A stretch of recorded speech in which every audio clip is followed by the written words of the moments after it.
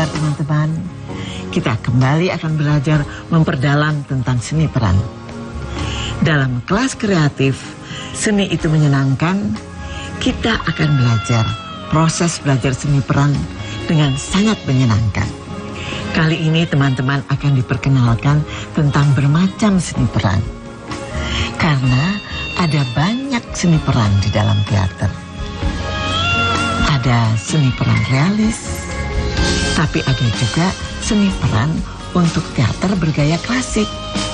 Yuk kita simak bareng-bareng.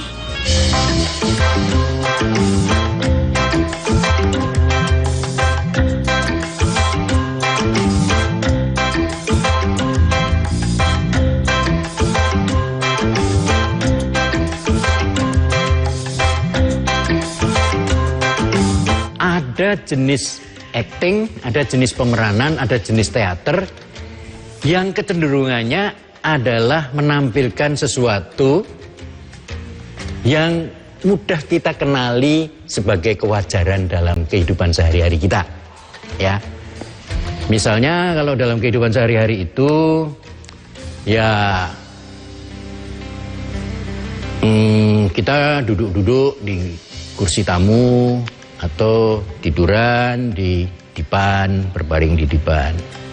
Lalu ketika di panggung kita muncul ibu sedang tiduran di ranjang di tempat tidur, lalu di kamar yang lain ayah sedang duduk membaca koran, dan lalu memanggil ibu di kamar yang lain itu dengan agak berteriak, "Bu." Seperti kehidupan sehari-hari kita katakan, oh itu wajar. Saya mudah percaya bahwa itu terjadi, bisa terjadi dan terjadi dalam kenyataan. Itu yang biasanya ditandai sebagai acting realis, acting yang mencoba sedekat mungkin dengan kenyataan sehari-hari.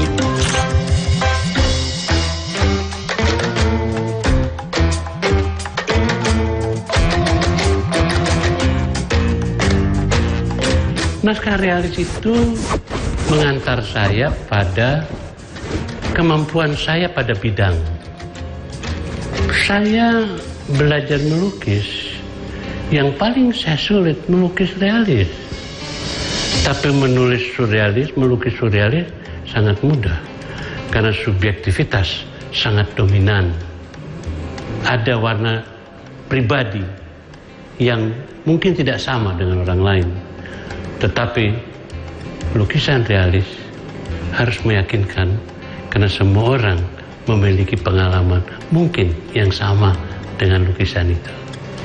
Jadi sebetulnya saya bangga diberi gelar pemain teater realis karena sebetulnya saya sedang melukis manusia dengan anatomi yang benar.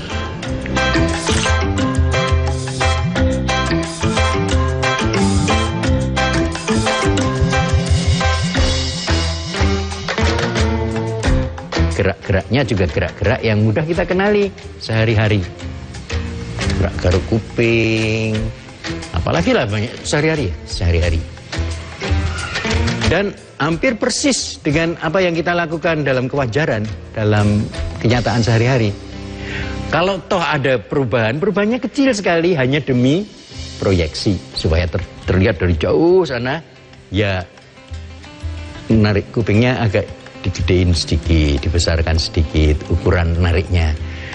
Tapi ya ini tetap wajar. Ya. Tapi ada juga jenis-jenis acting yang gerak-geraknya, gestur-gestur gerak-gerak kecilnya, cara melangkahnya, cara berbicaranya jarang atau hampir tidak pernah kita temukan dalam kenyataan sehari-hari. Inilah yang dengan dengan sederhana kita sebut teater non realis, dari gaya aktingnya ya, dari gaya aktingnya.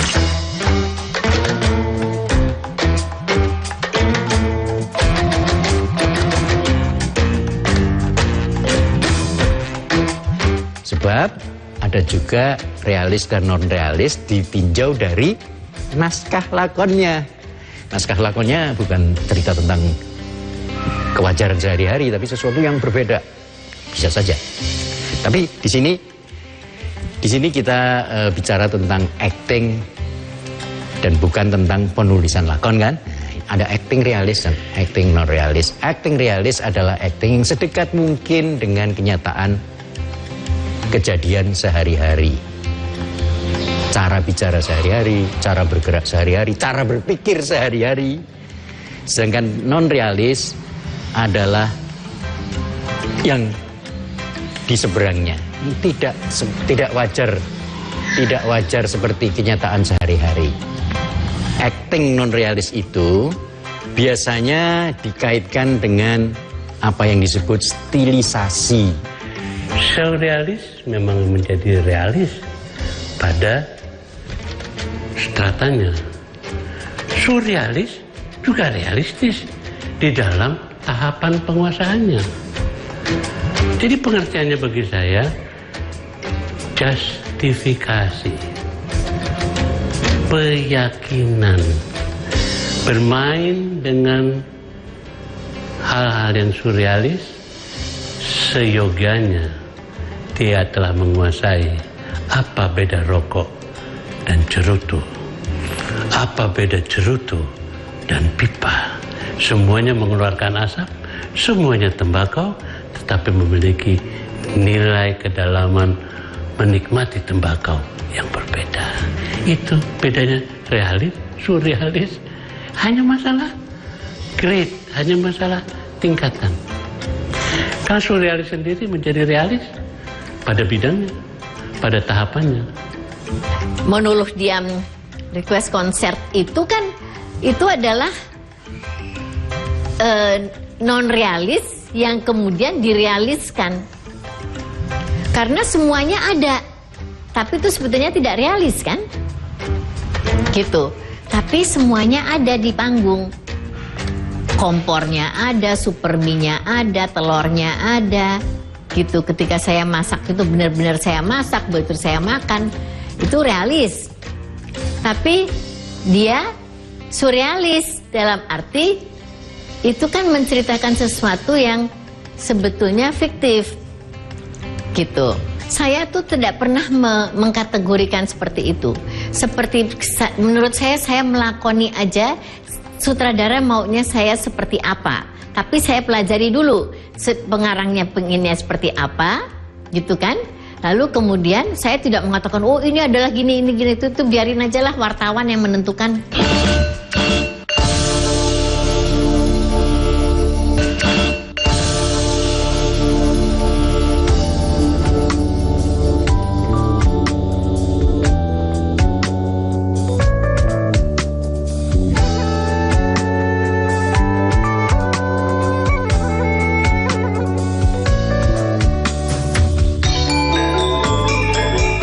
Kita dapat menyimpulkan bahwa yang namanya realis itu usaha untuk menirukan.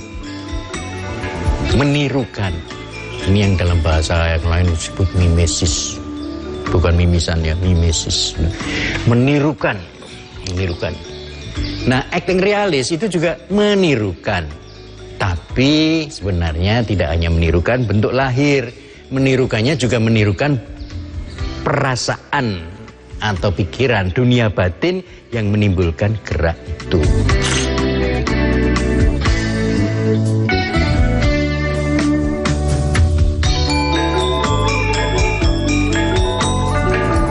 Jadi ketika seorang aktor realis hanya menirukan gerak luarnya, itu bukan berakting, itu menirukan saja.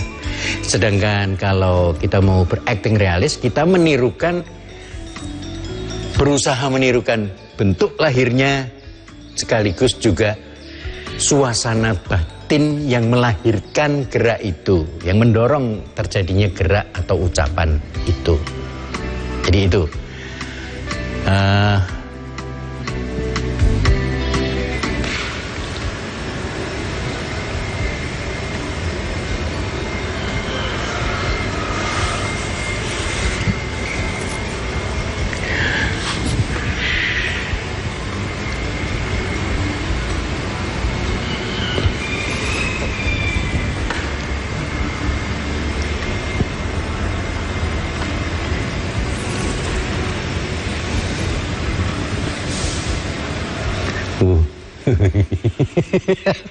Situ lagi ya.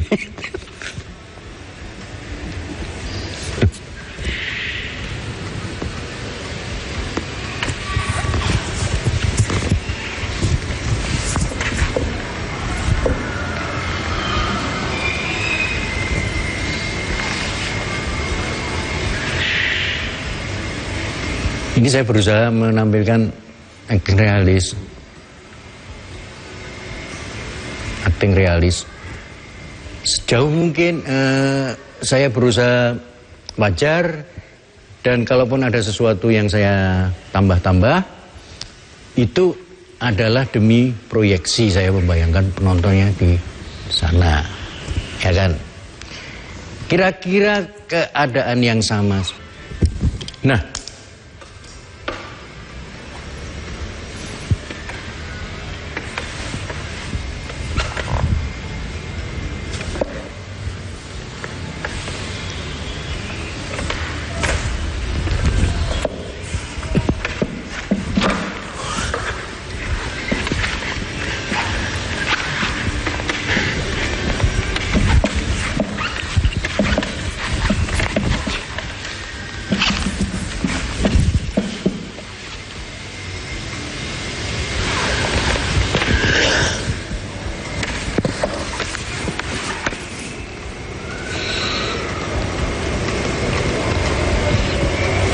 di sini, walaupun tidak terlalu jelas mungkin bedanya, tapi saya berusaha memberikan stilisasi, memberikan pengubahan-pengubahan ukuran gerak dan sebagainya secara sengaja, tidak demi proyeksi, tapi demi karena memang nanti tokoh-tokoh yang lain geraknya juga seperti ini, seperti itu. Ini gerakan non-realis yang tidak terlalu ekstrim. Kalau yang lebih ekstrim lagi, yang ekstrim itu saya pernah nonton itu Jumpalitan di Udara itu, teman-temannya Mas Jamal misalnya ya, wah, membuat teater yang gerak-geriknya itu sama sekali tidak merupakan kewajaran yang terjadi sehari-hari. Ini bukan soal buruk atau baik. Ini soal cara penyampaian, soal cara mengungkapkan gagasan tentang kehidupan, dan juga soal cara menyampaikan. Judulnya Menunggu Dogot, bukan Godot. Menunggu Dogot. Kenapa? Pokoknya kita ditunggu. Ditunggu siapa? Ya kita semua ini ditunggu. Ditunggu siapa? Ditunggu Dogot. Ayo kita berangkat, tunggu dulu. Kita tidak boleh cepat sampai atau terlambat sampai. Kita harus tepat. Tahu nggak, friend? Yang harus tepat, menit dan detik itu cuma ajal. Hanya ajal yang tepat waktu. Nggak boleh terlambat sedikit, nggak boleh kecepatan sedikit. Maksudmu apa, friend? Sebulan setelah itu beliau pergi bertemu Dogot. Pertanyaannya, surrealiskah?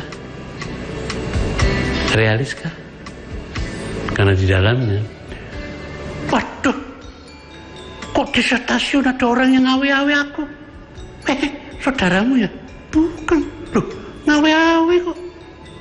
Ngawe-ngawe apa? Kamu ditunggu Dogot. Loh, kok kamu juga kenal Dogot sih?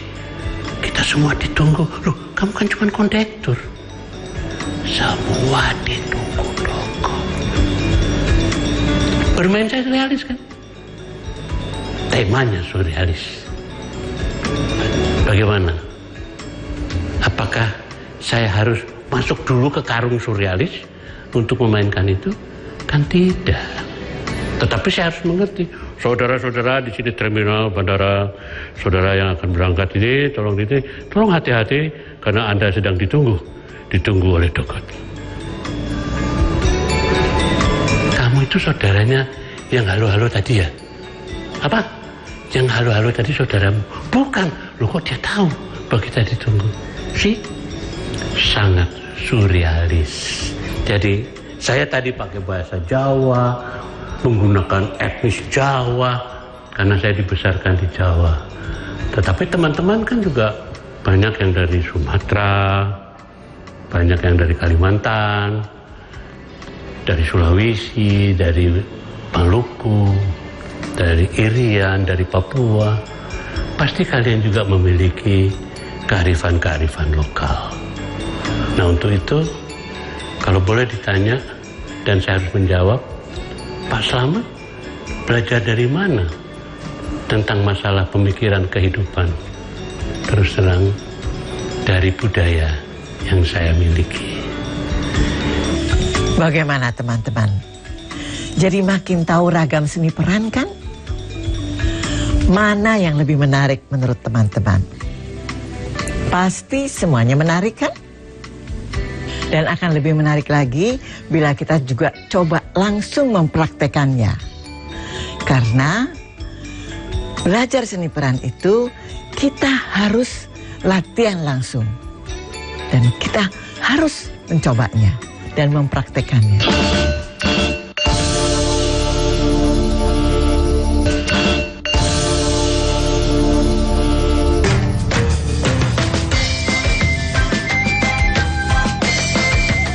Teman-teman, kalau teman-teman pernah mendengar pujangga Inggris bernama William Shakespeare?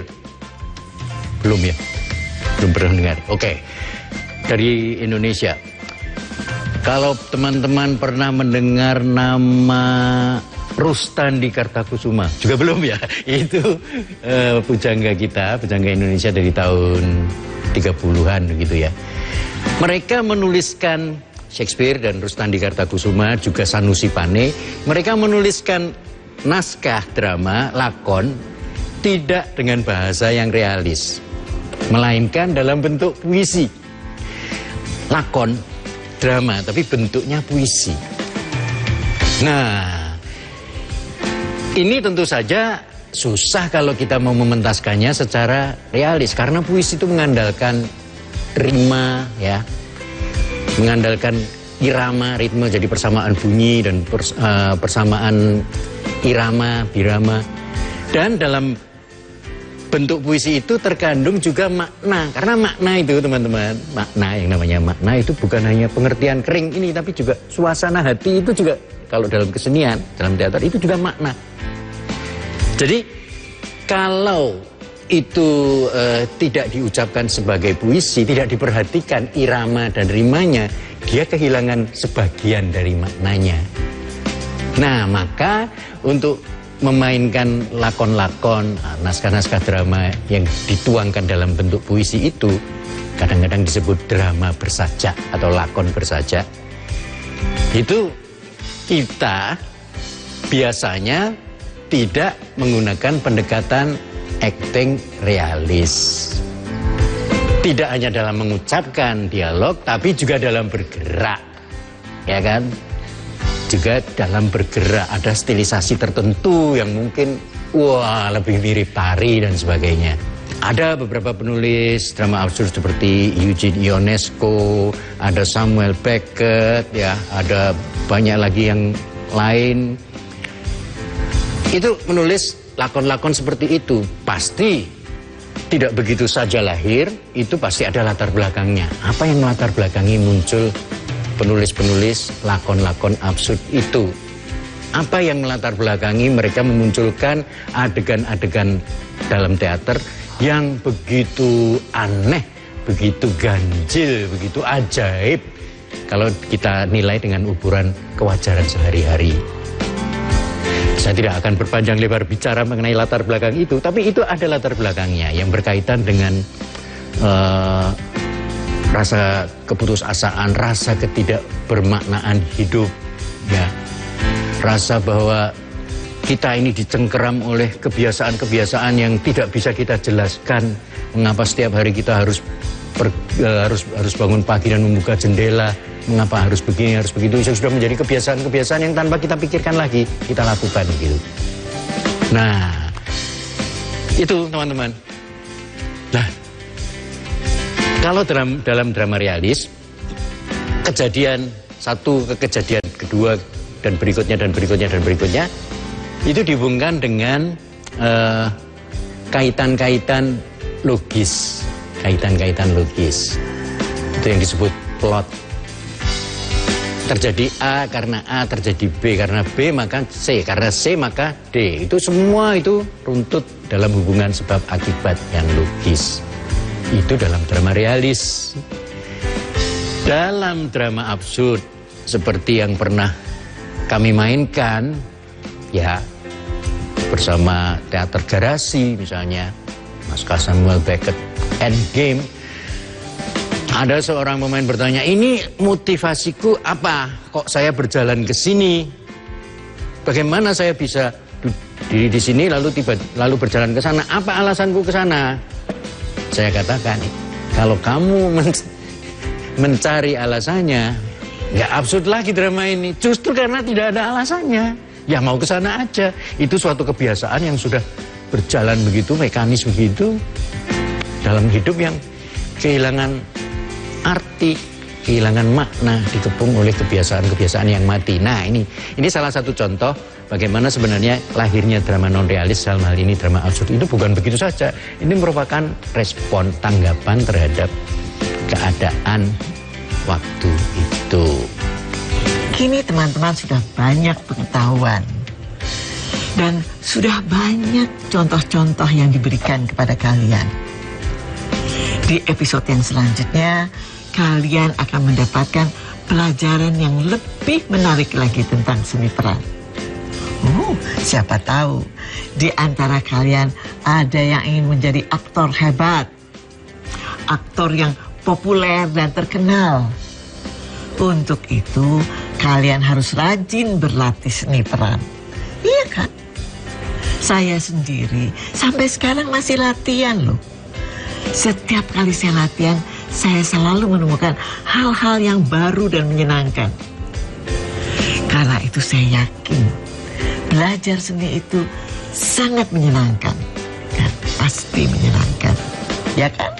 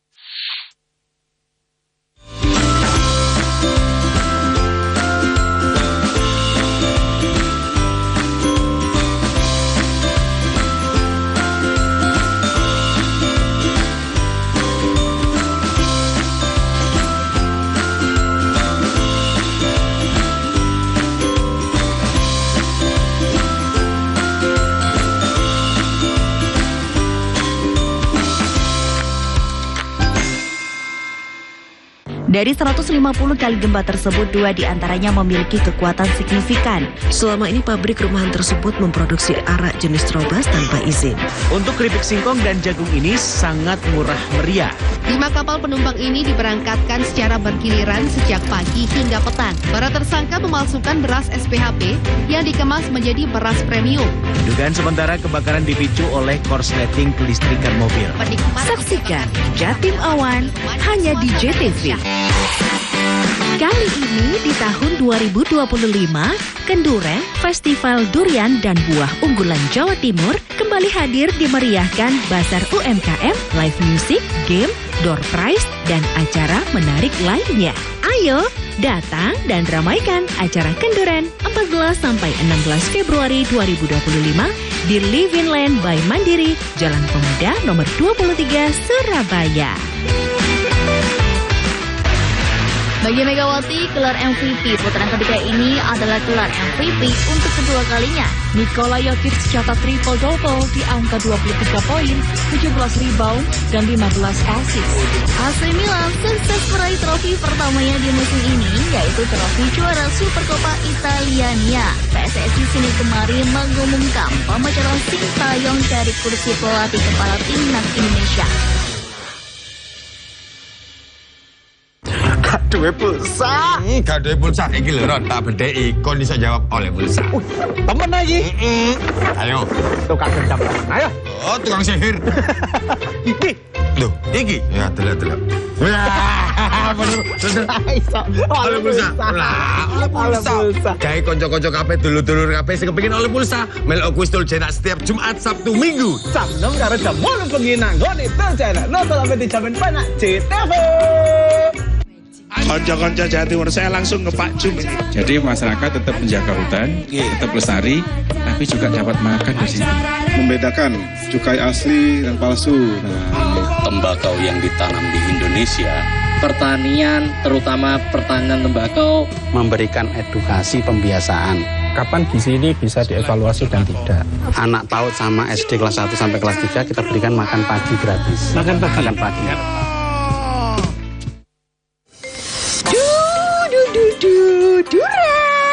Duren. Wis ngidam ket 2 tahun wingi. Aduh, akhirnya. Oke, kasih suwe-suwe. Tak coba duren iki. Mantap. Iki jelas enak, ambun wangi. Nah, kok anyep. Aduh. Kok iso ya? Aku tuku kok. Jelas iki enak. Dagingnya tebel. Malah kasih tomangan duren kan aku ngene iki. Duh, anyep kabeh. Halo. Bapak Jan. Apa nang ndi? Tak telok-telok lho Ning, awakmu mangan kok gak mbok entekno. Ya, iki lho aku kuwi jam duren wis ket 2 tahun wingi. Lah, aku tuku duren anyep kabeh gak enak. Mangkane ta lah, tuku duren iku nek nggone sing terpercaya ae. Nggone acara Kenduren JTV. Mulai tanggal 14 sampai 16 Februari 2025. Panggone ndek Living Land by Mandiri. Jalan Pemuda nomor 23 Surabaya. Terus ono bazar duren teko sak Jawa Timur. Hiburan ono, yo akeh tur prese. Mantap. Iso mangan duren 50.000 sak blengere. 50.000 sak blengere. Wih, berarti aku iso tuku duren 50.000, iso nyanyi joget-joget entuk hadiah. Iya. Wah, mantap iki. Ya wis ngono aku kate budal iki ning. Ya aku melak ya. Melak. Kok iso budal lo dhewe? Aku ambek pacarku. Cenglu. Ayo, wis cenglu Chandra, cenglu.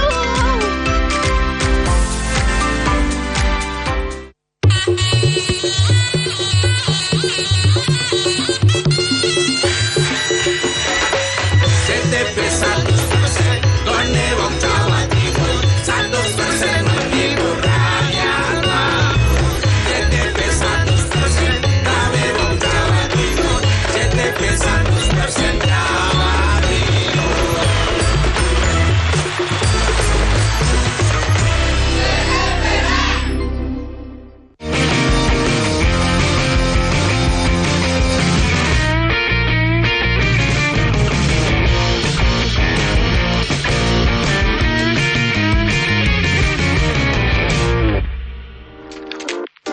Pemirsa, kedai kopi saat ini menjadi tempat favorit tak sekadar untuk nongkrong, namun juga membahas bisnis. Di kedai kopi Serona Bintaro, para pengunjung dapat belajar bahasa isyarat agar teman dengar dapat berkomunikasi dengan teman tuli.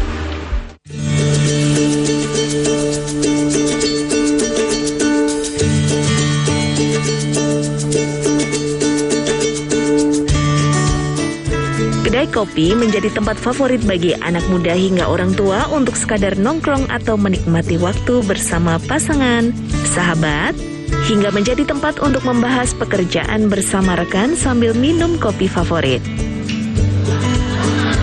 Namun di Serona Cafe Bintaro yang terletak di Emerald Clubhouse Jalan Jombang Raya, Tangerang Selatan, pengunjung tidak hanya bisa menikmati kopi dan menghabiskan waktu di kafe dengan konsep estetik dan unik, tapi juga bisa sambil belajar bahasa isyarat. Di kedai kopi ini, para tamu yang datang belajar dan berkomunikasi langsung menggunakan bahasa isyarat ke pramusaji dan barista. Karena sebagian besar barista dan pramusaji di kedai ini adalah teman-teman tuli. Di kedai ini juga terdapat huruf-huruf bahasa isyarat terpasang di sudut-sudut ruangan. Dengan hadirnya kedai kopi Serona membuka peluang lapangan pekerjaan untuk teman-teman tuli, sekaligus membuka ruang komunikasi untuk teman dengar dengan teman tuli. Sekarang orang-orang punya perspektif bahwa kita nggak bisa komunikasi dengan teman-teman disabilitas. Bahasa itu cuma lewat oral, lewat mulut, ataupun kita ngomong kencang. Sedangkan mereka sama aja nggak dengar juga kan. Nah di situ sebenarnya kita masukin biar, kita biasakan dengan bahasa isyarat. Di sini kita pakai Bisindo, bahasa isyarat Indonesia. Di situ kita biar bisa teman-teman itu komunikasi satu sama lain antara teman-teman yang dengar maupun teman-teman tuli di bermasyarakat nantinya, seperti itu.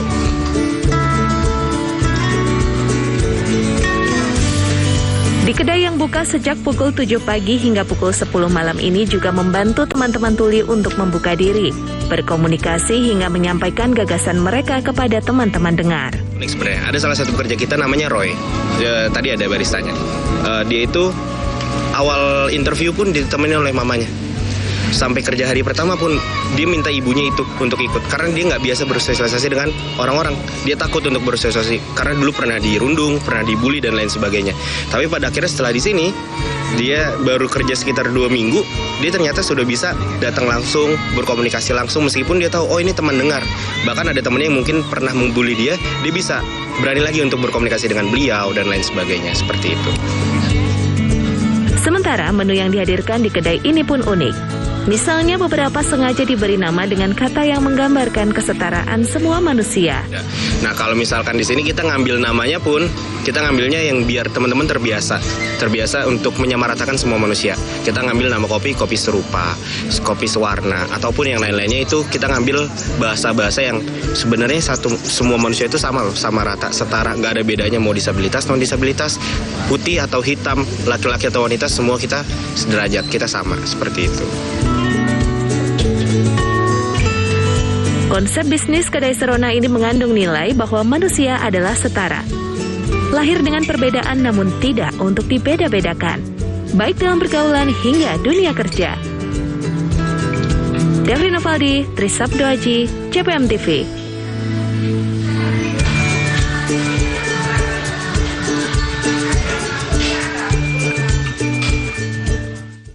Sebuah kafe di Cilegon, Kepandian, Banten memberikan kesempatan para penyandang disabilitas untuk bekerja dan beraktivitas seperti orang normal pada umumnya. Inilah dia Cafe Bubble and Gallery.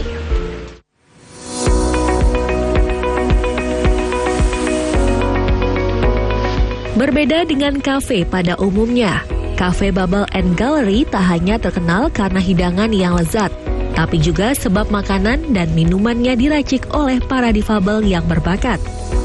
Nama Bubble pada kafe ini memiliki arti gelembung yang mudah pecah namun membawa kebahagiaan seperti karakter penyandang disabilitas.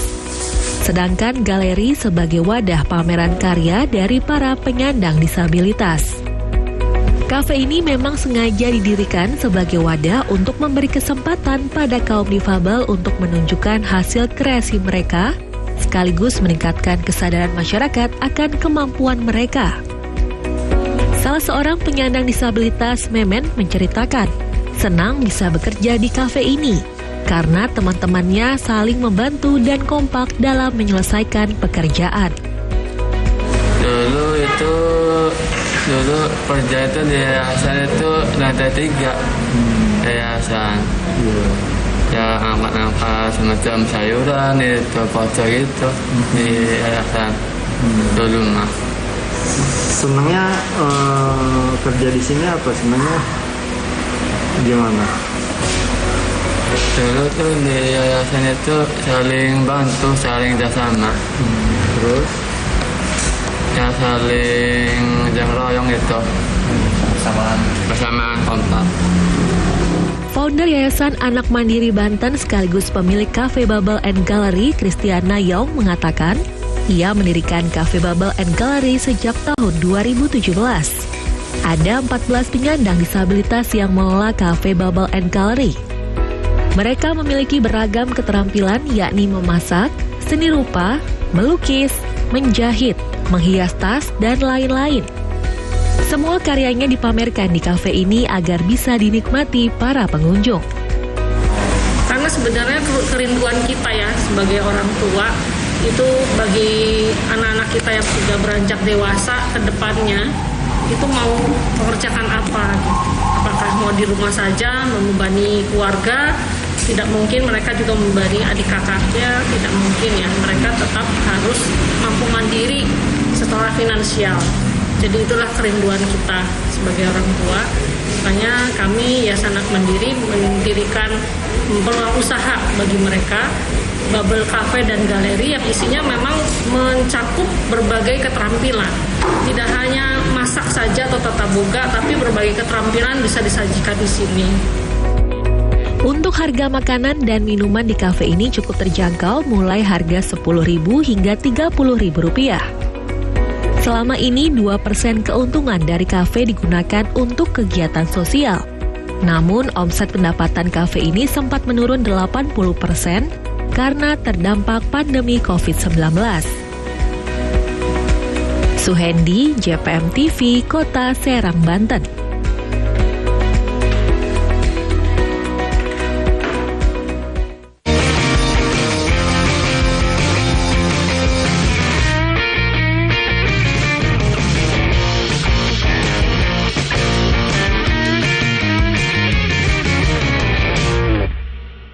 Visospek sudah terbukti dapat membantu penyembuhan penyakit mata.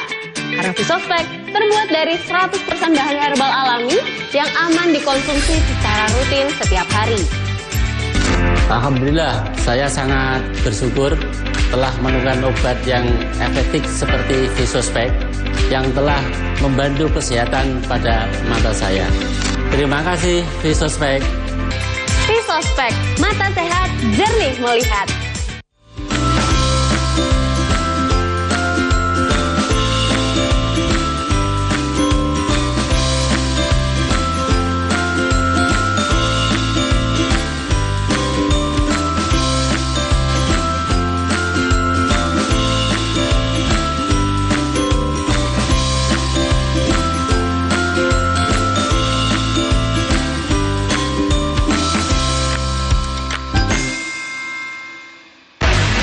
Bagi Megawati, gelar MVP putaran ketiga ini adalah gelar MVP untuk kedua kalinya. Nikola Jokic catat triple-double di angka 23 poin, 17 rebound, dan 15 assist. AC Milan sukses meraih trofi pertamanya di musim ini, yaitu trofi juara Supercoppa Italiania. PSSI Senin kemarin mengumumkan pemecatan Sintayong dari kursi pelatih kepala timnas Indonesia.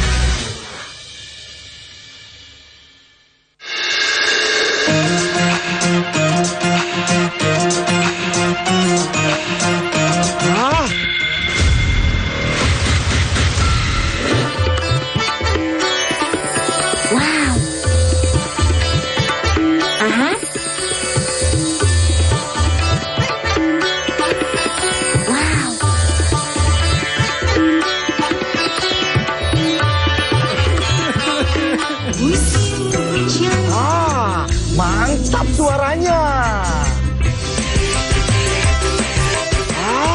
Dahut goyangannya. Stasiun dangdut digoyang sama dahut. Hingga Kamis sore, banjir di Desa Rejosolor belum surut dan ketinggian air mencapai 1 meter. Karya mahasiswa semester 3 ini dibuat untuk siswa berkebutuhan khusus.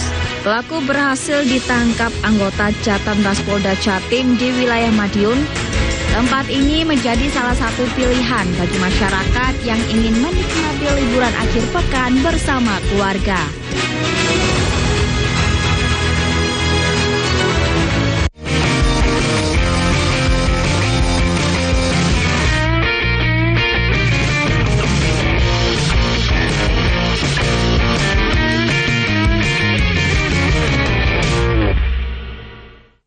Pemirsa, jika Anda bingung mencari tempat berlibur sekaligus kulineran, Anda bisa mengunjungi tempat wisata Petik Buah Jambu Kristal di Kabupaten Tuban, Jawa Timur. Di tempat ini Anda bisa berwisata sekaligus memetik dan makan buah jambu sepuasnya.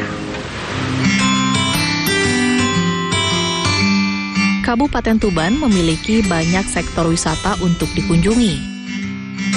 Salah satu yang ramai menjadi daya tarik pengunjung ialah kebun wisata petik jambu kristal di Desa Sukoharjo, Kecamatan Banjar, Kabupaten Tuban. Berjarak 45 km dari pusat kota Tuban, wisata alam ini tidak pernah sepi pengunjung. Bahkan setelah hampir 2 tahun tutup karena pandemi, wisata petik jambu kristal kembali diserbu pengunjung. 4.000 pohon jambu kristal tumbuh di area seluas 4 hektar ini. Pohon-pohon ini ditanam menggunakan pola silang sehingga dapat menghasilkan buah secara bergantian. Hal ini membuat pengunjung yang datang dapat selalu menemukan buah setiap petik. Posisi buah yang tidak terlalu tinggi memudahkan pengunjung untuk memetik tanpa harus susah payah memanjat batang. Di sini apa, Mbak? Bisa metik jambu, bisa langsung dimakan di tempat. Terus keunggulan jambunya gimana rasanya? Rasanya manis, bijinya sedikit. Meski gratis makan di tempat, namun pengunjung yang hendak membawa pulang jambu kristal dikenakan tarif Rp20.000 per kilogram.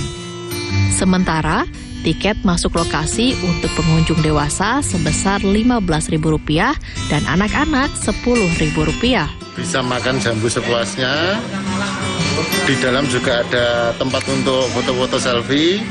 Terus kami juga untuk menyediakan edukasi kalau nanti pengunjung yang berkenan. Wisata kebun ini dulunya merupakan lahan tandus yang bergantung pada musim penghujan. Namun berkat kegigihan Kusnadi, lahan seluas 4 hektar ini disulap penuh pohon jambu kristal. Kini hampir setiap hari kebun jambu mampu menghasilkan buah siap petik, bahkan saat panen raya 16 ton jambu segar dapat dihasilkan dari kebun ini. Husni Mubarok, JTV, Tuban, Jawa Timur. Selanjutnya saya ajak Anda ke lereng Gunung Wilis di Kabupaten Madiun, Jawa Timur yang merupakan daerah penghasil durian berkualitas. Jika Anda berkunjung ke sana, Anda bisa menikmati durian dengan cita rasa yang tentunya lezat dan legit sekali pemirsa. Para pengunjung yang datang tidak hanya dari dalam kota, namun juga dari luar daerah. Bulan Januari memasuki musim panen buah durian.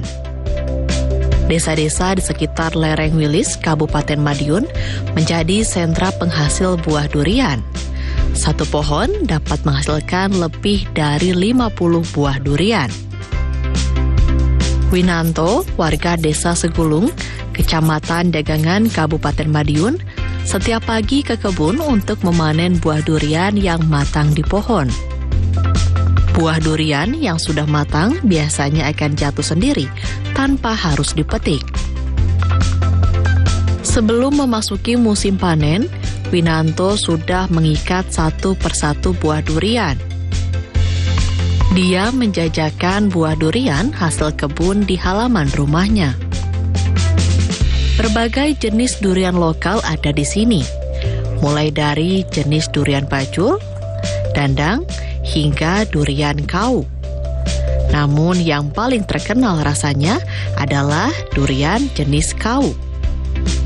Durian jenis ini memiliki rasa manis dan sedikit pahit saat dimakan. Bulan Januari hingga Februari menjadi puncak panen raya buah durian lokal Segulung. Masalah harga, durian lokal dari Desa Segulung ini sangat terjangkau, mulai dari Rp25.000 hingga Rp100.000 tergantung besar kecil dan jenis buah durian. Para pembeli durian juga mendapatkan garansi dari penjual. Jika buah durian rusak atau rasanya tidak sesuai, maka durian akan langsung diganti. Tova Pradana, JTV, Madiun, Jawa Timur.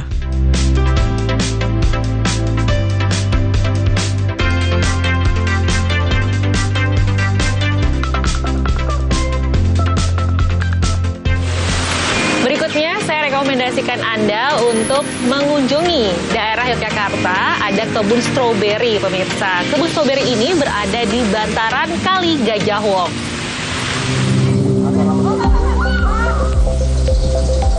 Kondisi bantaran Sungai Gajah Wong mulanya gersang dan kumuh. Inisiator Kampung Stroberi, Supriyadi, bersama rekan-rekannya patungan membeli polybag dan bibit tanaman untuk disemai di bantaran sungai. Tanaman yang dipilih adalah stroberi sebab mudah dirawat, serta kebun stroberi di Yogyakarta masih sangat jarang. Pinggiran sungai itu dulunya kan rindang, terus sejak dibikin jalan ini kan gusang sekali. Kita punya ide, kita kasih tanaman-tanaman biar bisa hijau, biar oksigennya tambah. Khusus stroberi mungkin 1000-an lebih nih. Kalau yang pot-pot yang gede, tanaman keras. Ketekunan Supriyadi dan rekannya pun membuahkan hasil. Kini stroberi tumbuh subur di bantaran Kali Gajah Wong. Selain menjadi lebih asri, hasil panen dari kebun ini pun dimanfaatkan warga sekitar untuk diolah menjadi aneka makanan, seperti coklat stroberi, egg roll, hingga kembang goyang. Febian dari JPM TV, Yogyakarta.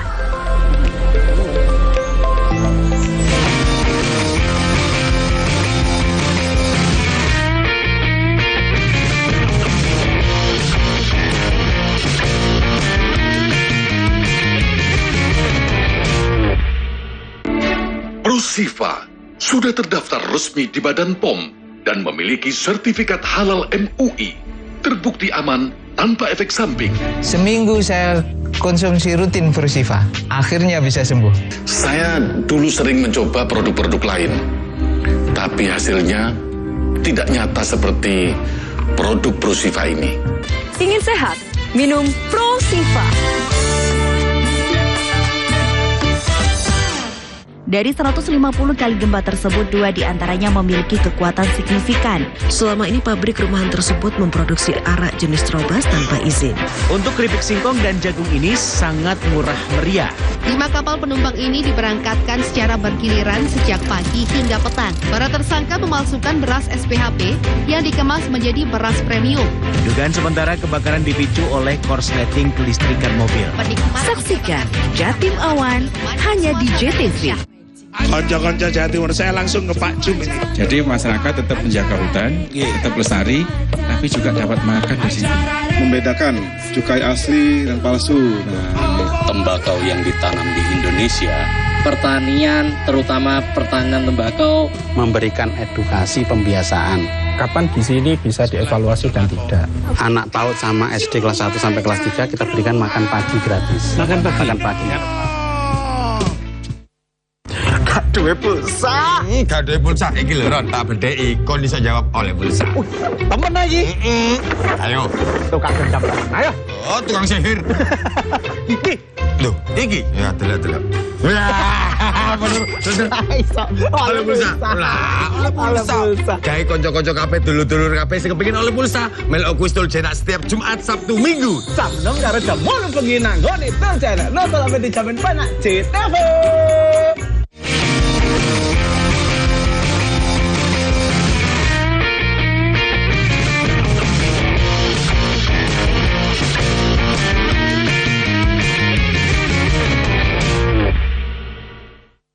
Petani kopi organik di Desa Curah Tatal, Kecamatan Arjasa, Kabupaten Situbondo menggelar Festival Peti Kopi 2022. Kopi jenis Arabica yang dipanen punya kualitas ekspor yang bagus.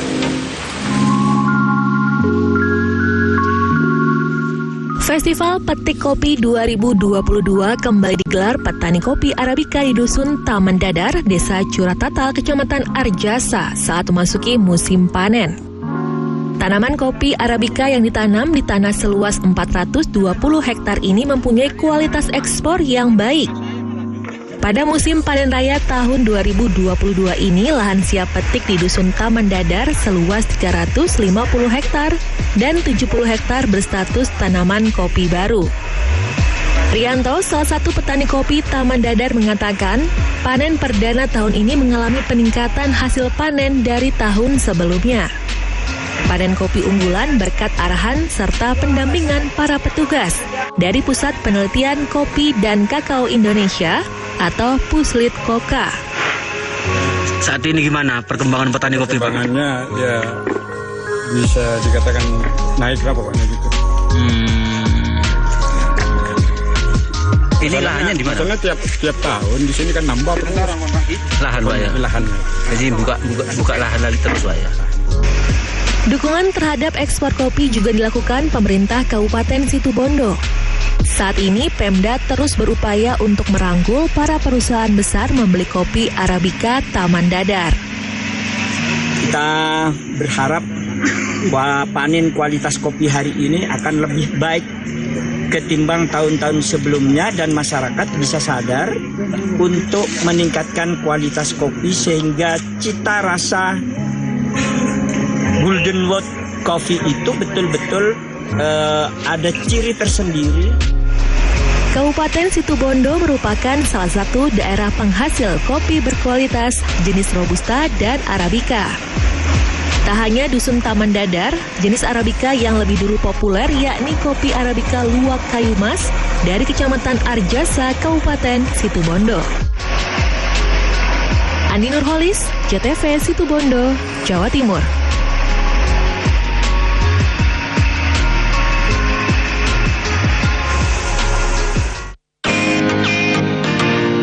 Menghasilkan kopi yang nikmat tentu memiliki racikan tersendiri.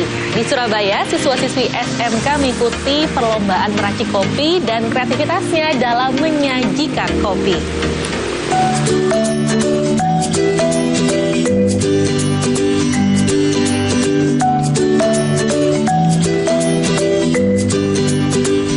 Siswa sekolah menengah kejuruan di Surabaya ini terlihat serius dalam meracik kopi yang dibuatnya. Mereka sedang beradu kreativitas dalam perlombaan meracik kopi.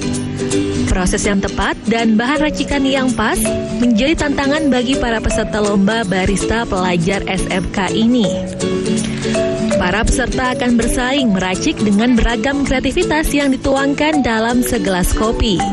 Mulai meracik kopi latte hingga ice coffee latte yang dicampurkan dengan bunga telang. Biasanya cuma bikin minuman di pas magang aja sih. Kan sih pasti. Ini menunya apa tadi yang disajikan? Ice coffee latte gitu lah. Oh? Jadi saya pakai ekstrak dari sari telangnya gitu buat campuran minumannya.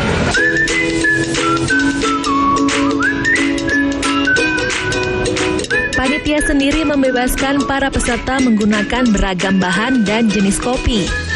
Penilaian meracik kopi dari rasa, presentasi minuman, korelasi penjelasan dengan hasil minuman, serta kreativitas kopi yang dibuat. Ini seperti saya sampaikan ke depan bahwa ini adalah ada dua tujuan utamanya. Yang pertama ini kami memadai kreativitas anak-anak muda di bidang perhotelan. Bagaimana mereka mengembangkan keterampilannya.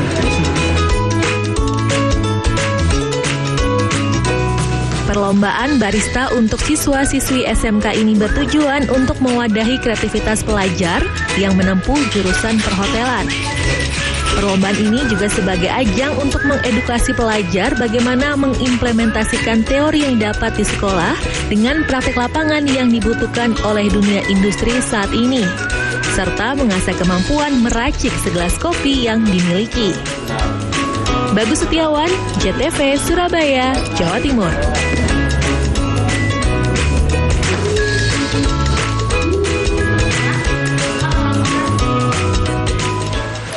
Ratusan hektar lahan tanaman kopi di atas pegunungan di Desa Curah Tatal, Kecamatan Arjasa, Situbondo dimanfaatkan oleh petani untuk menanam pohon vanili. Tanaman vanili yang ditanam di lahan bersuhu dingin ternyata menghasilkan vanili dengan kualitas yang bagus.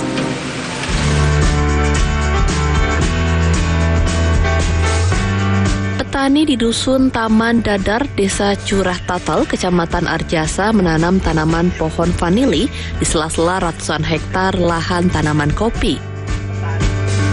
250 pohon vanili berada di lahan tanaman kopi dan bersuhu dingin, membuat batang pohon lebih cepat membesar dan biji vanili bisa berkualitas super. Satu tanaman bisa menghasilkan 10 tangkai dan setiap tangkai bisa tumbuh hingga 8 buah vanili. Pemerintah daerah akan terus memberi bimbingan dan dukungan kepada para petani pohon vanili di Kabupaten Situbondo. Dari bibitnya dari mana, Pak? Dari pemerintah bantuan, Pak. Alhamdulillah dari bantuan dari pemerintah sekarang sudah tumbuh subur. Dan sebelumnya memang Pak Hengki ini sudah mencoba bercocok tanam vanili ini di sela-sela kopi. Jadi jika suatu saat kopinya murah, bisa ditunjang dengan vanili. Namun para petani vanili mengaku masih kesulitan dalam menjual hasil panen buah vanili. Petani biasanya menjual vanili kering ke pembeli di Lampung dengan harga Rp4 juta per kilogram melalui market online. Udah berapa kali panen, Pak, sekarang? Yang ini cuma baru 2 kali. Terus untuk jualnya sendiri berapa? Gimana, Pak? Saya menjualnya itu ke daerah Lampung online itu. Nah, makanya saya yang diminta sama pemerintah itu perhatiannya untuk petani untuk taman dadar itu, untuk vanili itu. Itu pembelinya saya yang dibutuhkan. Apalagi di Situbondo misalnya ada pembeli pengepul di sana, malah saya rawat yang lebih bagus. Bibit pohon vanili yang ditanam petani merupakan bantuan dari pemerintah daerah melalui Dinas Pertanian Situbondo. Pemerintah daerah akan terus memberikan dukungan dalam membudidayakan tanaman vanili dan membantu memaksimalkan pemasaran. Andi Nurholis, JTV, Situbondo, Jawa Timur.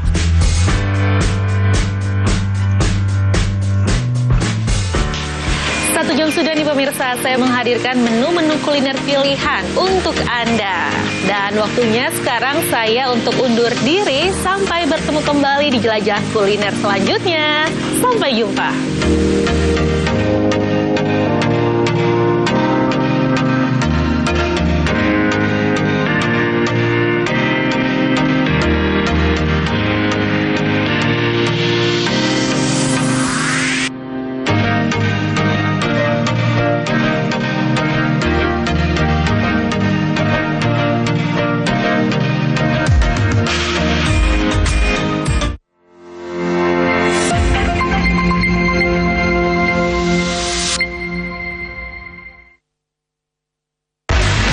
Bagi Megawati, gelar MVP putaran ketiga ini adalah gelar MVP untuk kedua kalinya. Nikola Jokic catat triple-double di angka 23 poin, 17 rebound, dan 15 assist. AC Milan sukses meraih trofi pertamanya di musim ini, yaitu trofi juara Supercoppa Italiania. PSSI Senin kemarin mengumumkan pemecatan Sintayong dari kursi pelatih kepala timnas Indonesia.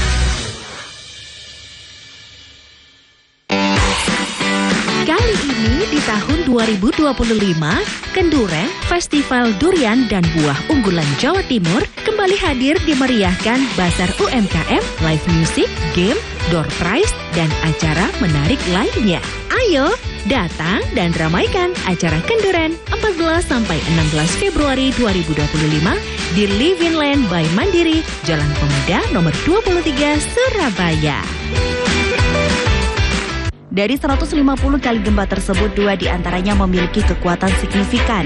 Selama ini pabrik rumahan tersebut memproduksi arak jenis Trobas tanpa izin.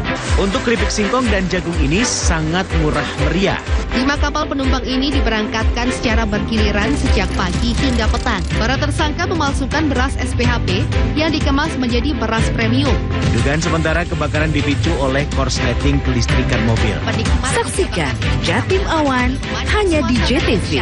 Gaduhe pulsa. Gaduhe pulsa iki lho Ron, tak bedheki kon iso jawab oleh pulsa. Temen lagi. Ayo. Tukang gendam. Ayo. Oh, tukang sihir. Iki. Loh, iki. Ya, delok. Bener. Oleh pulsa. Oleh pulsa. Gawe kanca-kanca kabeh dulur-dulur kabeh sing kepengin oleh pulsa, melok kuis Tuljenak setiap Jumat, Sabtu, Minggu. Jam 6 karo jam 8 bengi nang nggone Tuljenak. Nonton sampe dijamin banyak JTV.